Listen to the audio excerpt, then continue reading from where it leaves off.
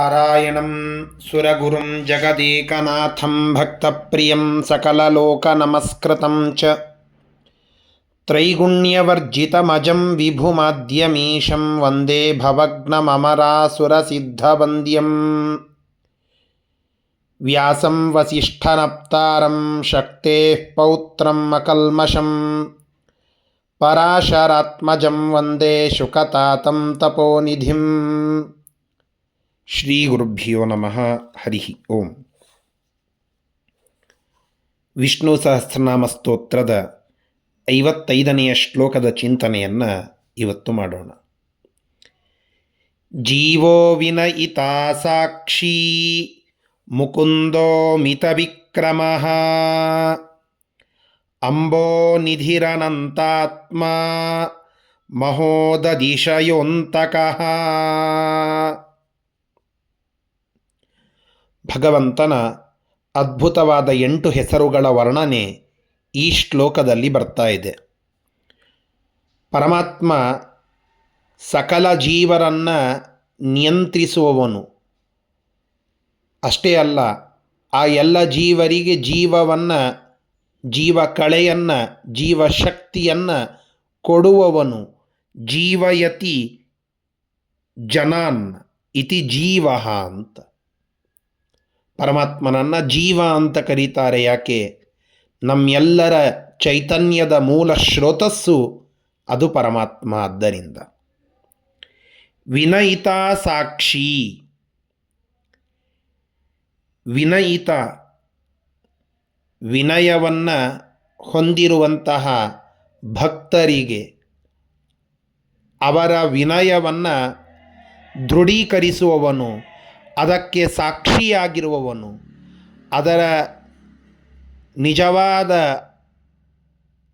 ದೃಢಪಡಿಸುವ ಅಧಿಕಾರ ಹೊಂದಿರುವವನು ಪರಮಾತ್ಮ.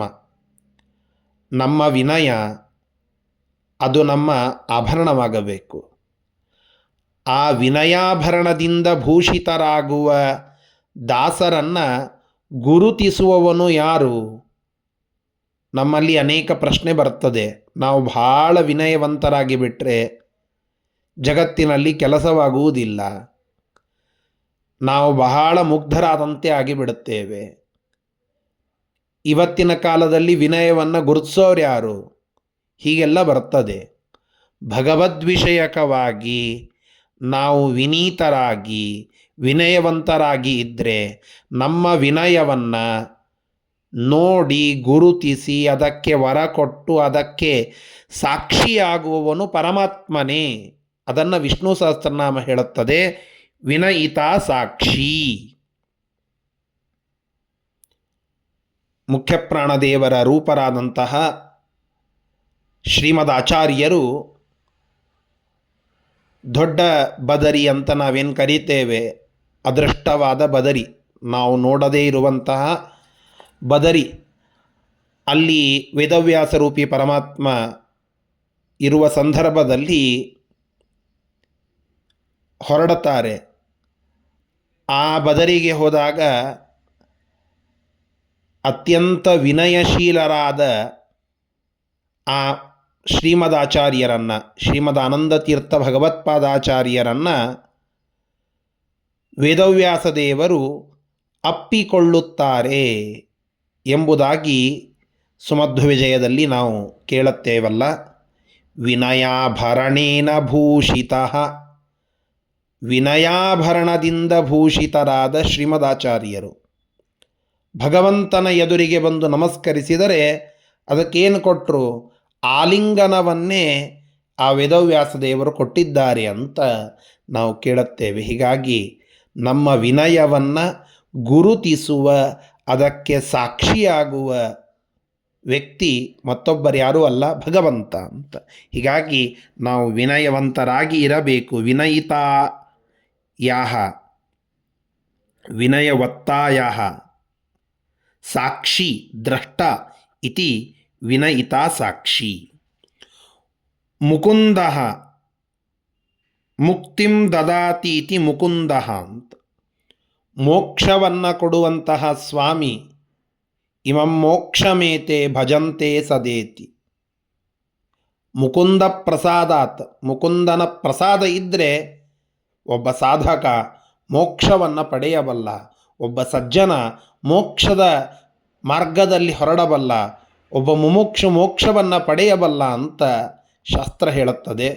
ಮಹಾನಂದ ತೀರ್ಥಸ್ಯ ಏ ಭಾಷ್ಯ ಭಾವಂ ಮನೋವಾಗ್ಭಿರಾವರ್ತಯಂತೆ ಸ್ವಶಕ್ತಿಯ ನರಾದ್ಯ ಸುರಾದ್ಯ ನರಾಂತ ಮುಕುಂದ ಪ್ರಸಾದಾತ್ ಇಮಂ ಮೋಕ್ಷಮೇತೆ ಭಜಂತೆ ಸದೇತಿ. ಭಗವಂತನ ಅನುಗ್ರಹ ಮೋಕ್ಷವನ್ನು ತಂದುಕೊಡುತ್ತದೆ. ಆನಂದ ತೀರ್ಥರ ಭಾವವನ್ನು ತಿಳಿದುಕೊಳ್ಳೋದು ಭಗವಂತನ ಅನುಗ್ರಹಕ್ಕೆ ಕಾರಣವಾಗ್ತದೆ. ಎಂತಹ ಅದ್ಭುತವಾದ ಮಾತು! ಆ ಮೋಕ್ಷವನ್ನು ಕೊಡುವಾತ ಭಗವಂತ ಮುಕುಂದ ಅಂತನ್ನೋ ಹೆಸರು ಮೋಕ್ಷ ಕೊಡುವ ಪರಮಾತ್ಮನಿಗೆ. ಅಮಿತ ವಿಕ್ರಮ, ಅಮಿತವಾದ ವಿಕ್ರಮ ಪರಾಕ್ರಮವನ್ನು ಉಳ್ಳವನು ಯಾವನೋ ಅವನು ಪರಮಾತ್ಮ ಅಮಿತ ವಿಕ್ರಮ ಅಂತ. ಅಂಬೋನಿಧಿ, ಸಮುದ್ರ ಅದರಲ್ಲಿ ಇರುವ ಪರಮಾತ್ಮ ಅಂಬೋನಿಧಿ ಅಂತ ಆಗಿದ್ದಾನೆ. ಅಂಬಸ್ ಅನ್ನೋದಕ್ಕೆ ನೀರು ಅಂತ ಅರ್ಥ. ನೀರು ಇದರಲ್ಲಿ ಇರುವ ಪರಮಾತ್ಮ, ಇದರಲ್ಲಿರುವ ಸಂಪತ್ತು ಆ ಭಗವಂತನೇ. ಅಂತಹ ಅಂಬೋನಿಧಿ ಅದು ಪರಮಾತ್ಮ ಅಂತ. ಇನ್ನೊಂದು ಐತರೇಯ ಭಾಷ್ಯದಲ್ಲಿ ಅಂ ವಿಷ್ಣುಂ ಬಿಭರ್ತಿ ಇತಿ ಅಂಬಃ ಅಂತ ಒಂದು ಮಾತು. ಅಂ ಅಂದರೆ ಅನಾಮಕನಾದಂತಹ ವಿಷ್ಣು ಪರಮಾತ್ಮನನ್ನು ಮನಸ್ಸಿನಲ್ಲಿ ಹೊತ್ತಂಥವರು ಅಂಬಃ ಅಂತ. ಮಹರ್ಷಿಗಳು, ಜ್ಞಾನಿಗಳು, ಸಂತರು ಇವರೆಲ್ಲ ಪರಮಾತ್ಮನನ್ನು ತಮ್ಮ ಮನಸ್ಸಿನಲ್ಲಿ ಧ್ಯಾನಾವಸ್ಥಿತ ತದ್ಗತೇನ ಮನಸಾ ಪಶ್ಯಂತಿ ಯಂ ಯೋಗಿನಃ ತ್ಯಾಗಿನಃ ವಿರಾಗಿನಃ ಸಾಧವಃ ಸಂತಃ ಧರ್ಮಾಂತಃ ಮಹಾಂತಃ. ಇವರೆಲ್ಲ ಪರಮಾತ್ಮನನ್ನು ಧ್ಯಾನಾವಸ್ಥೆಯೊಳಗೆ ಕುಳಿತುಕೊಂಡು ಮನಸ್ಸಿನಲ್ಲಿ ಇರಿಸಿಕೊಂಡಂಥವರು. ಆ ಮನಸ್ಸಿನಲ್ಲಿ ಇರಿಸಿಕೊಂಡಂತಹ ಅಂಬಾಂಸಿ, ಆ ಎಲ್ಲ ನಾಮಕ ಪರಮಾತ್ಮನನ್ನು ಮನಸ್ಸಿನಲ್ಲಿ ಇರಿಸಿಕೊಂಡ ಜ್ಞಾನಿಗಳ ನಿಧಿ, ಅವರ ಪಾಲಿನ ಸಂಪತ್ತು ಯಾರು ಅಂತಂದರೆ ಅದು ಭಗವಂತ ಅಂಬೋನಿಧಿ ಅಂತ. ಅನಂತಾತ್ಮ, ಅನಂತ ಅಂದರೆ ಅಪರಿಮಿತವಾದ, ಆತ್ಮನಃ ದೇಹ ಯಾರಿಗಿದೆಯೋ ಅಂತಹ ಪರಮಾತ್ಮ ಅನಂತಾತ್ಮ ಅಂತ. ಇನ್ನೊಂದು ಅನಂತ ಹುಣ್ಣಿಮೆ ಇವತ್ತು. ಈ ಅನಂತನ ಹುಣ್ಣಿಮೆಯ ದಿನ ಸ್ಮರಣ ಮಾಡಲೇಬೇಕಾದಂತಹದ್ದು ಅನಂತೆ ಶೇಷೆ. ಅನಂತ ಅಂದರೆ ಶೇಷದೇವರು ಅಂತ. ಅನಂತೆ ಶೇಷದೇವರ ಮೇಲೆ ಆತ್ಮ ತಮ್ಮ ದೇಹವನ್ನು ಇರಿಸಿಕೊಂಡು ಮಲಗುವಂತಹ ಅನಂತ ಶಯನನಾದ ಪರಮಾತ್ಮ ಅನಂತಾತ್ಮ ಅಂತ ಅನ್ನಿಸಿಕೊಳ್ಳುತ್ತಾನೆ. ಮಹೋದಧಿಶಯ, ಮಹತ್ತಾಗಿ ದಧಿಶಯ, ದಧಿ ಎನ್ನುವ ಒಂದು ಸಮುದ್ರ, ಅದರಲ್ಲಿ ಮಲಗುವವನು, ಆದ್ದರಿಂದ ಮಹೋದಧಿಶಯ.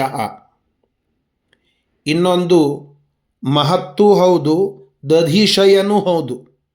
ದಧಿಶಯ ಅಂತಂದರೆ ದಧಿಯನ್ನು ಕೈಯಲ್ಲಿ ಹಿಡಿದುಕೊಂಡಂತಹ ದಧಿ ವಾಮನ, ಅಥವಾ ಕೃಷ್ಣ ರೂಪದಿಂದ ದಧಿಯನ್ನು ಕೈಯಲ್ಲಿ ಹಿಡಿದವ. ಹೀಗಾಗಿ ಮಹೋದಧಿಶಯ ಮಹತ್ತಾದಂತಹ ಮತ್ತು ಕೃಷ್ಣಾದಿ ರೂಪದಿಂದ ಕೈಯಲ್ಲಿ ಬೆಣ್ಣೆ, ಮೊಸರು ಮೊದಲಾದವುಗಳನ್ನು ಹಿಡಿದಂತಹ. ಇನ್ನೊಂದು ಮಹತ್ತಾದಂತಹ ಮತ್ತು ಉದಧಿಶಯ ಸಮುದ್ರದಲ್ಲಿ ಮಲಗಿದಂತಹ. ಇನ್ನೊಂದು ದಧಿಯ ಸಮುದ್ರದಲ್ಲಿ ಇರುವಂತಹ ಮಹತ್ತಾದಂತಹ. ಹೀಗೆ ಮೂರು ಅರ್ಥಗಳನ್ನು ಮಹೋದಧಿಶಯ ಅಂತನ್ನೋದಕ್ಕೆ ತಿಳಿದುಕೊಳ್ಳಬಹುದು. ಅಂತಕಃ, ಅಂತಕಃ ಅಂತಯತಿ ನಾಶಯತಿ ಸರ್ವಂ ಇತಿ ಅಂತಕಃ. ಅಂತ ಅಂದರೆ ಕೊನೆ, ಸಕಲರ ಕೊನೆಯಾಗುವ ಮಾಡಿಸುವವನು ಪರಮಾತ್ಮ, ಎಲ್ಲರನ್ನ ಕೊನೆಗಾಣಿಸುವವನು, ಅವರ ಒಂದೊಂದು ದೇಹವನ್ನು ಕೊನೆಗಾಣಿಸುವವನೂ ಪರಮಾತ್ಮನೇ. ಅವರು ಜನ್ಮರಹಿತರಾಗಿ ಮೋಕ್ಷವನ್ನು ಪಡೆಯುವಾಗ ಆ ಲಿಂಗದೇಹದ ಭಂಗವನ್ನು ಮಾಡಿಸಿ ಅದರ ಸಂಪರ್ಕದ ಅಂತ ಕೊನೆಯನ್ನು ಕರೋತಿ ಮಾಡಿಸುವವನೂ ಕೂಡ ಪರಮಾತ್ಮನೇ. ಹೀಗಾಗಿ ಅಂತಕಃ ಎಲ್ಲರ ಅಂತವನ್ನು ಮಾಡಿಸುವವನು ಪರಮಾತ್ಮ. ಆದ್ದರಿಂದ ಅಂತಕಃ ಭಗವಂತನನ್ನ ಅಂತಕಃ ಅಂತನ್ನೋದಕ್ಕೆ ಇನ್ನೊಂದು ಅರ್ಥವನ್ನು ಸತ್ಯಸಂಧ ತೀರ್ಥರು ತಿಳಿಸ್ತಾರೆ. ಅಂತಾನಾಂ ಅಂದರೆ ಕೊನೆಯಲ್ಲಿ ಇರುವವರಿಗೆ, ಕೊನೆಯ ಭಾಗದಲ್ಲಿ ಇರುವವರಿಗೆ, ಮುಪ್ಪಿನಿಂದ ಕೂಡಿದಂಥವರಿಗೆ, ಅವರವರ ಯೋಗ್ಯತೆಗೆ ಅನುಗುಣವಾಗಿ ಸಂತೋಷವನ್ನು ಕರುಣಿಸುವವನು ಪರಮಾತ್ಮ. ಆದ್ದರಿಂದ ವೃದ್ಧರಾದಂಥವರಿಗೂ ಸಂತೋಷ ಕೊಡುತ್ತಾನೆ ಹಂತದಲ್ಲಿ ಸ್ಮರಣ ಮಾಡುವಂಥವರಿಗೆ. ಅಂತಹ ಅಂತಕನಾದ ಪರಮಾತ್ಮ ನಾವು ಸ್ಮರಣ ಮಾಡಬೇಕಾದಂತಹದ್ದು. ಈ ಎಲ್ಲ 8 ಹೆಸರುಗಳಿಂದ ಸ್ತುತ್ಯನಾದ ಪರಮಾತ್ಮ ನಮ್ಮನ್ನು ರಕ್ಷಿಸಲಿ ಅಂತ ಪ್ರಾರ್ಥನೆ. ಶ್ರೀಕೃಷ್ಣಾರ್ಪಣಮಸ್ತು. ಹರಯೇ ನಮಃ.